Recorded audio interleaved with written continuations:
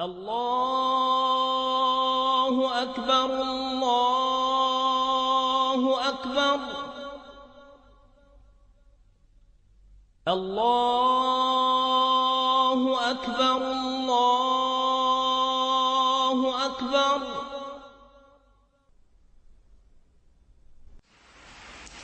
I wish to say finally, as I've said many times before, that this is not a war with Islam.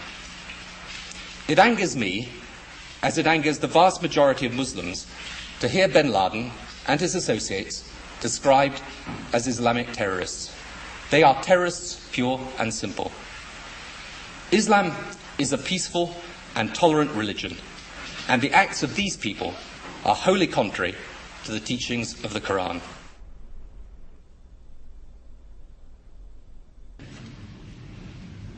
I also want to speak tonight directly to Muslims throughout the world.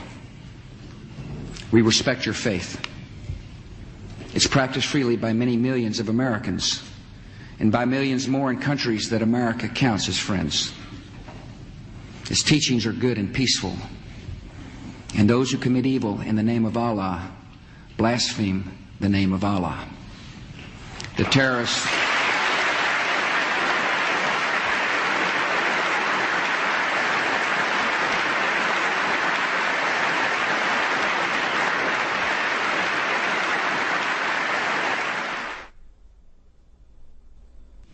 I want you to understand, I want the world to understand that our actions today were not aimed against Islam.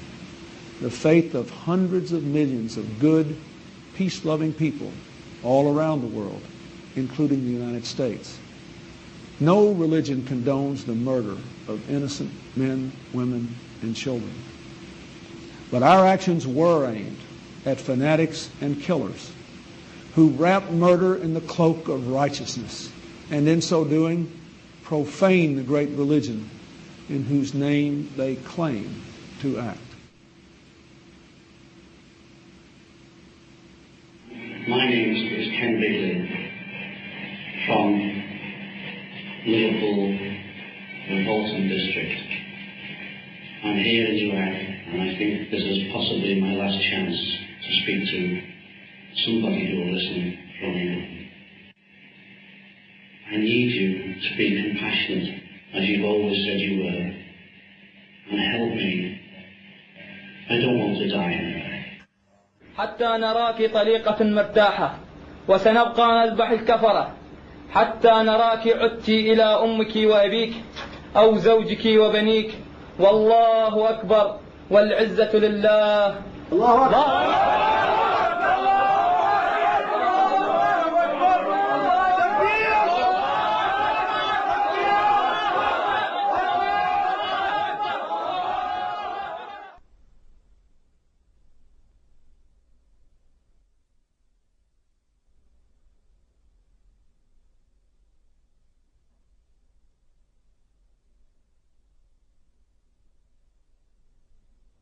The tendency of Western political leaders to deny the connection between Orthodox Islamic mainstream and terrorist violence is replicated in the universities and the media. Wherever you look, both in Western Europe and in North America, the members of the elite class have this tendency to proclaim Islam, some mysterious, authentic Islam, to be peaceful and to be tolerant, and those Muslims prone to violence are proclaimed to be non-representative fringe. Well, I would really appreciate if people who make such claims could then explain the continuity of violence from the earliest day of Islam, from the earliest days of the Prophet and his immediate successors throughout the 13 centuries of recorded history. The real burning question in the world today is, does Islam and Islamic civilization actually sanction the violence that we're seeing being perpetrated in its name around the world? And to that we have to answer, if we're going to be honest about it, an unqualified yes. The Islamic sources, the Islamic texts, starting with the Quran, but not limited to the Quran, the Islamic texts including the Hadith, Islamic tradition, Islamic theology, Islamic law, the traditions of the interpretation of the Quran throughout history and Islamic history itself all bear witness to the fact that Islam has a developed doctrine, theology, and law that mandates violence against unbelievers.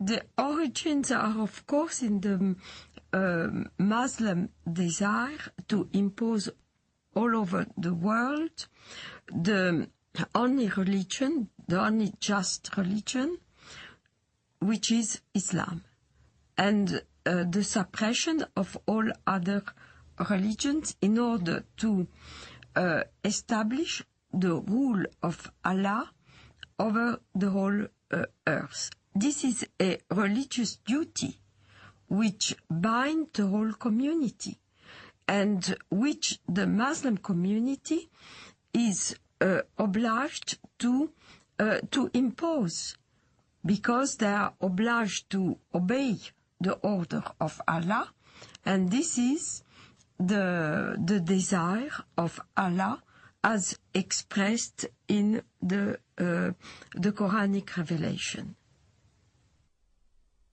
I believe that those terrorists that want to do harm to others are applying the true Islam that was practiced by Muhammad and his followers in the early stage of Islam.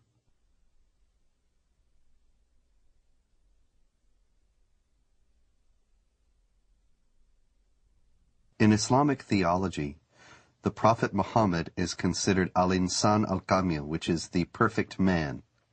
He is the model par excellence to be imitated. He is the person that the more a Muslim is like him, the better off he is. So the Prophet Muhammad is revered today in the Islamic world as the primary model of human behavior. Well, when Muhammad, the Prophet of Islam, wiped out all the Jews from Saudi Arabia, there was 3 tribes, Banu Nadir, Banu Qurayza, Banu Qaynuqa. We were proudly studying this in school as Muhammad, the Prophet of Islam, ordered the beheading of the Jews of Banu Qurayza and the women being taken as concubines. As soon as a child had pubic hair, he was beheaded. So the Jewish population was either extradited or beheaded. The story of Rabbi Qanina is a well-known documented story in Islam.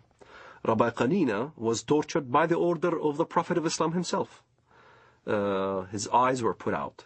He was burned in order to confess where the Jewish tribes were hiding their goods, their gold and their silver and all those kind of things.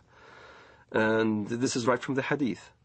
This inspired us as Palestinians, inspired us on fighting jihad against the Jews in Palestine. Authoritative Islamic History, The Life of Muhammad, Sirat Rasulullah, by Muhammad bin Ishaq, edited by Abdul Malik bin Hisham, translated by Professor Alfred Guillaume. Then the Qurayza tribe surrendered, and the apostle confined them in Medina. Then the apostle went out to the market of Medina and dug trenches in it. Then he sent for them and struck off their heads in those trenches as they were brought out to him in batches. There were 600 or 700 in all, though some put the figure as high as 800 or 900. Another example, that may be even more chilling, of the deleterious influence that Muhammad's example has upon the Islamic world was exemplified recently by an Egyptian leader of a radical Muslim party who wrote just recently that he couldn't believe that the beheadings in Iraq were being protested by Muslims. Weren't they aware that the Prophet Muhammad himself beheaded between 600 and 900 men personally, members of the Jewish Qurayza tribe in Arabia, after he had defeated them?